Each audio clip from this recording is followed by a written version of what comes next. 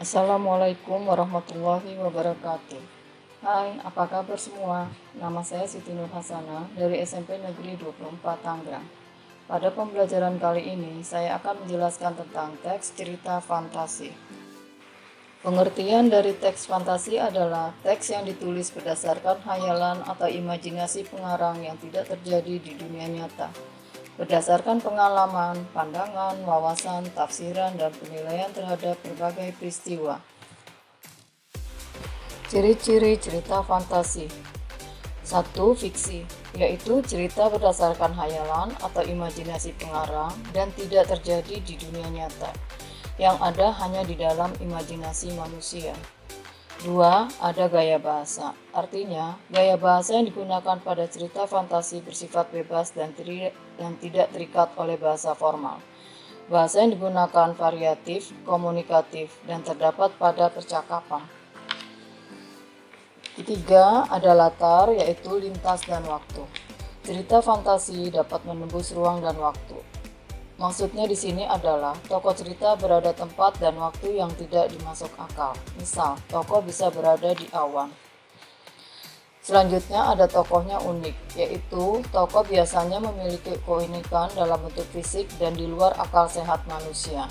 Terkadang tokoh bisa memiliki kemampuan di luar logika. Contohnya, tangan bisa mengeluarkan api. Keanehan, kemisteriusan, dan keajaiban. Semua bisa terjadi pada tokoh yang tidak bisa dipikirkan oleh akal sehat manusia. Contoh, tokoh bisa merayap di dinding. Selanjutnya, ada ide cerita yang terbuka, yaitu tema yang terdapat dalam cerita fantasi dapat berupa supranatural, futuristik, fiksi sains, mistis, dan sebagainya. Jenis-jenis teks cerita fantasi. 1. Cerita fantasi total, yaitu cerita yang keseluruhan ceritanya dikisahkan merupakan hasil imajinasi penulis.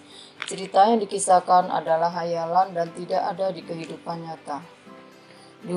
Cerita fantasi sebagian, yaitu cerita yang sebagian dikisahkan masih menggunakan nama atau rangkaian peristiwa yang ada di dunia nyata, atau tempat serta waktu masih dalam kehidupan nyata. Selanjutnya ada latar cerita.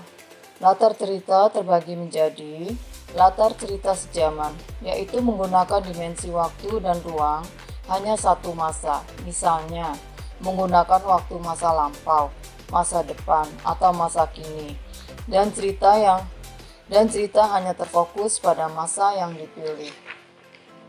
Selanjutnya ada latar lintas waktu, yaitu cerita fantasi yang menggunakan dua masa pada kisahnya, misalnya masa kini dan masa lampau. Selanjutnya ada unsur intrinsik cerita fantasi, yaitu unsur yang membangun sebuah cerita dan berada dalam cerita tersebut, yaitu 1. Tema. Tema adalah gagasan atau ide cerita yang mendasari sebuah karangan dan menjadi dasar pengembangan suatu cerita. Selanjutnya ada tokoh dan penokohan, yaitu tokoh adalah pelaku atau pemeran dalam cerita. Penokohan adalah watak atau perilaku tokoh. Penokohan terbagi menjadi 1. Protagonis, yaitu tokoh yang menyampaikan nilai positif dan baik. Biasanya terdapat pada tokoh utama. Yang kedua ada antagonis, yaitu tokoh yang menyampaikan nilai negatif dan biasanya terdapat pada tokoh lawan utama. Selanjutnya ada tritagonis, yaitu tokoh penengah atau pelerai yang dianggap bijak. Yang terakhir ada tokoh yang disebut dengan figuran, yaitu peran pembantu. Di sini walau tidak dipentingkan, tapi figuran tetap dibutuhkan. Dan selanjutnya ada latar atau setting. Biasanya mengacu pada waktu, tempat, dan suasana yang diciptakan oleh pengarang untuk menggambarkan peristiwa yang dikisahkan secara konkret. Selanjutnya ada alur atau plot, yaitu rangkaian peristiwa yang saling berkaitan berdasarkan hubungan sebab akibat dalam sebuah cerita. Alur terbagi menjadi alur maju, yaitu alur yang diceritakan berdasarkan urutan waktu. Selanjutnya ada alur mundur, alur cerita kembali ke masa lalu. Selanjutnya ada alur campur, yaitu alur campur maju dan mundur. Yang terakhir ada amanat, yaitu pesan moral yang ingin disampaikan oleh pengarang kepada penulis.